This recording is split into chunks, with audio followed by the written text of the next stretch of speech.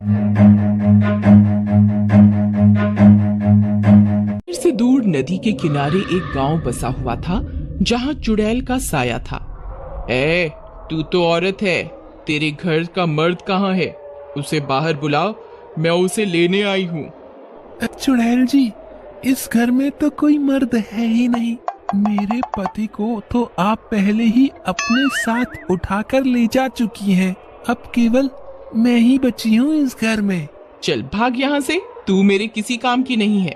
मुझे ये बता कि क्या कोई और मर्द बचा है इस गांव में? नहीं नहीं चुड़ैल जी, जितने भी मर्द इस गांव में थे उन सबको तो आप पहले ही अपने साथ ले जा चुकी हैं। अब इस गांव में कोई और मर्द नहीं बचा। फिर चुड़ैल घसीटा को छोड़कर वहाँ से चली जाती है। आज तो बाल बाल बच गया, इस साड़ी ने मेरी जान बचा ली।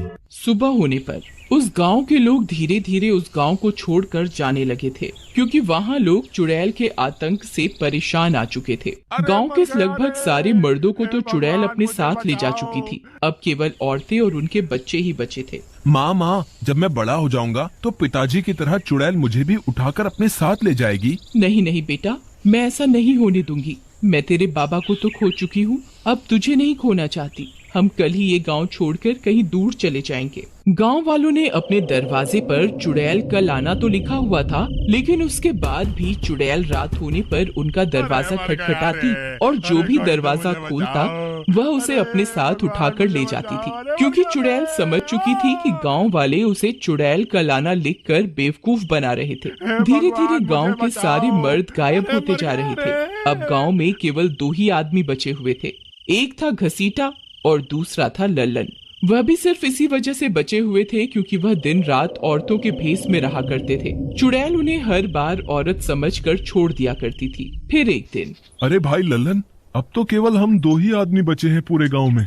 मुझे तो बहुत डर लग रहा है। अगर चुड़ैल को हमारी असलियत के बारे में पता चल गया तो वह हमें तड़पा तड़पा के मारेगी।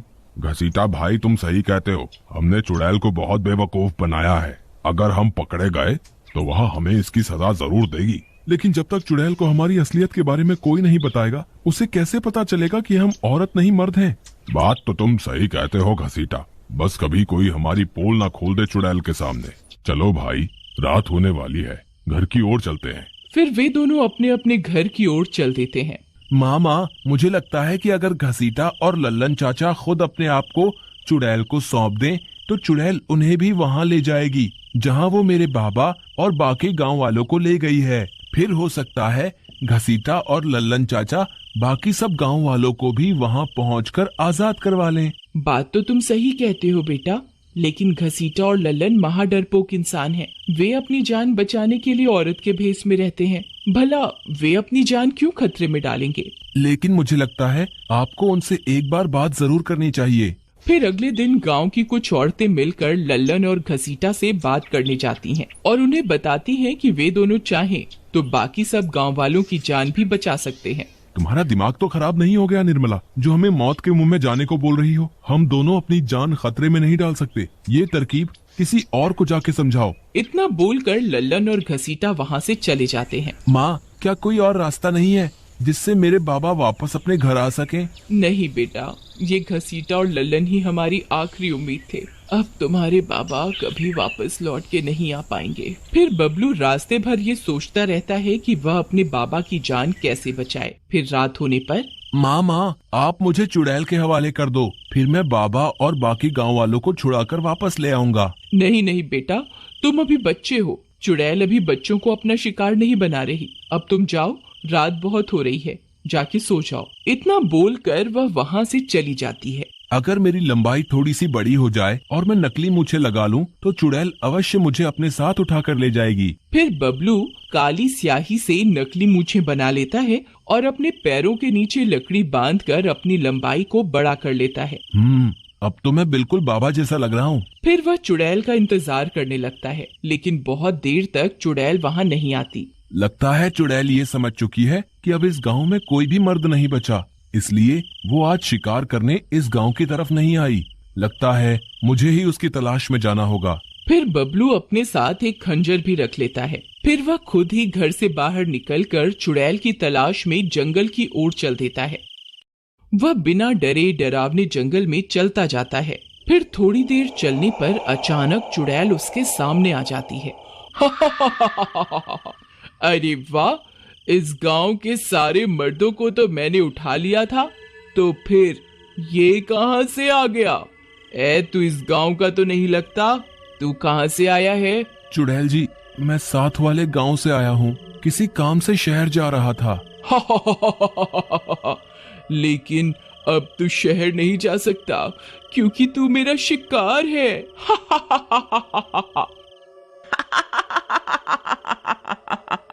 फिर चुड़ैल बबलू को उठाती है और अपने साथ अपनी गुफा में ले जाती है। वहाँ पहले से ही बहुत सारे गांव वाले भी बंद होते हैं। वह बबलू को भी उसी पिंजरे में कैद कर देती है और आराम करने के लिए वहाँ से चली जाती है।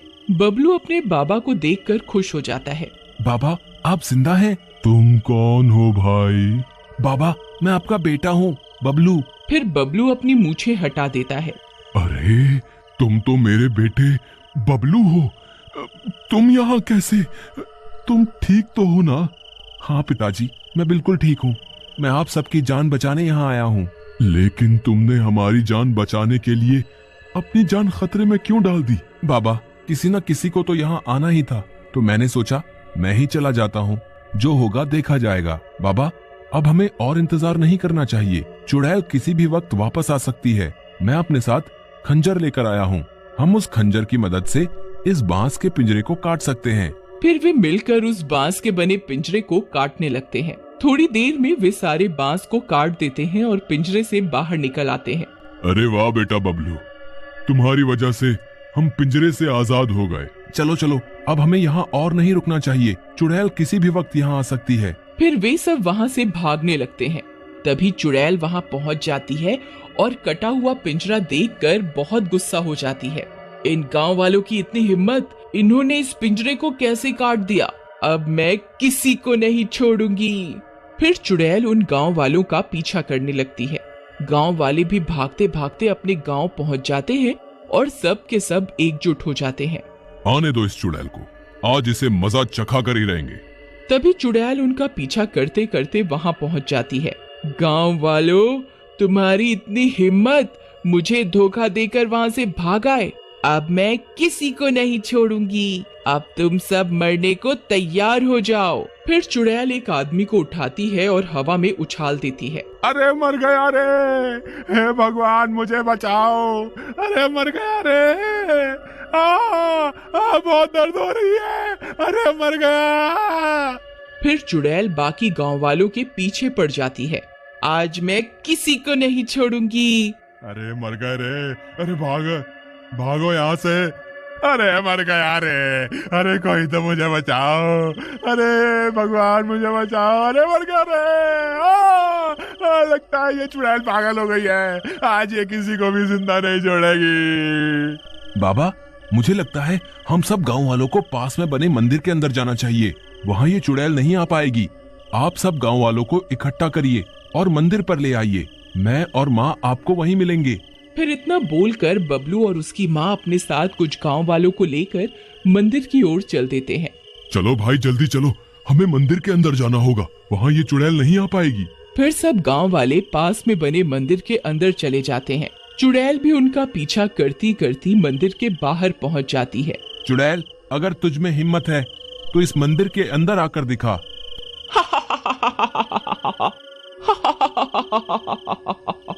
तुम्हें क्या लगता है तुम इस मंदिर के अंदर जाने से बच जाओगे? तुम्हें मुझसे आज कोई नहीं बचा सकता। फिर वह चुड़ैल मंदिर के अंदर जाने लगती है। वह जैसे ही मंदिर के पास पहुंचती है, वह जलने लगती है। अरे अरे मर गई रे, ये मेरे साथ क्या हो रहा है? लगता है मैं इस मंदिर के आसपास भी नहीं जा सकती। भलाई इसी में है कि वापस चलती हूँ। ये गांव वाले कभी न कभी तो मंदिर से बाहर निकलेंगे, तब इन्हें मजा चखाऊंगी। फिर इतना बोलकर चुड़ैल वहां से चली जाती है। गांव की सारी औरतें अपने अपने पतियों को वापस पाकर खुश हो जाती हैं और बबलू का शुक्रिया अदा करती हैं। सीता, आज तेरे बेटे ने सबकी जान बचा ली। तेरा बेटा तो बहुत बहादुर निकला। ये तो मेरा फर्ज था।